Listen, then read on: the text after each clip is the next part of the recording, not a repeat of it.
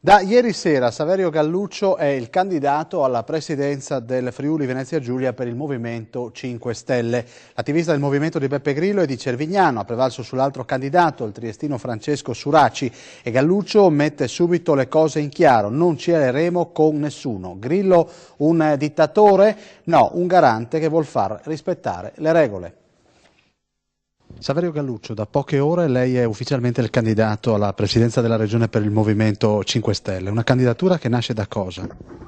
Beh, nasce da un'esperienza democratica di sorta, diciamo, 4-5 mesi fa, in cui il movimento ha deciso di mettersi in cammino verso le regionali.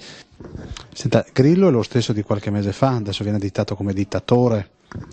Ma Grillo è il garante del movimento.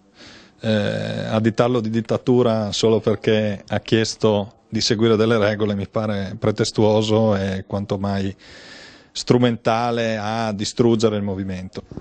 Senta, la struttura c'è nel vostro movimento per entrare in Parlamento? Le giro una domanda che magari si fanno tanti italiani.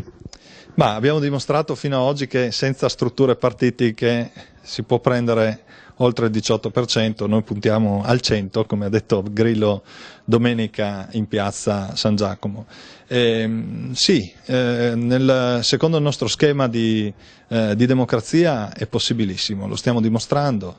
In Sicilia senza partiti abbiamo fatto quello che abbiamo fatto, a Parma abbiamo messo uno dei migliori sindaci d'Italia e quindi la struttura non è necessaria se non a perpetuare se stessa, ecco.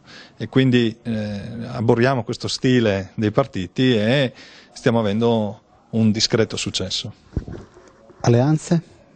Nessun tipo di alleanze, proprio perché l'alleanza ha dimostrato ingovernabilità, un compromesso che ha portato l'Italia in questa situazione e che quindi riteniamo assolutamente inutile per poter governare.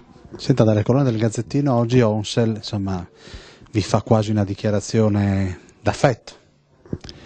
Beh, sicuramente fa piacere, le nostre idee sono di tutti e le idee sono veramente di tutti, quindi anche il PD a livello regionale ha copiato molte delle nostre idee. Il problema è la credibilità che deriva da chi ci fa certi tipi di proposte, perché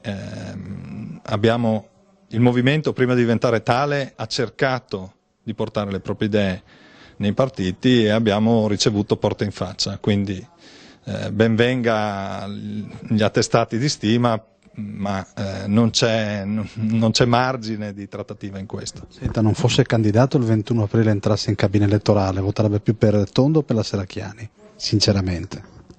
Beh, dovrei entrarci in cabina elettorale.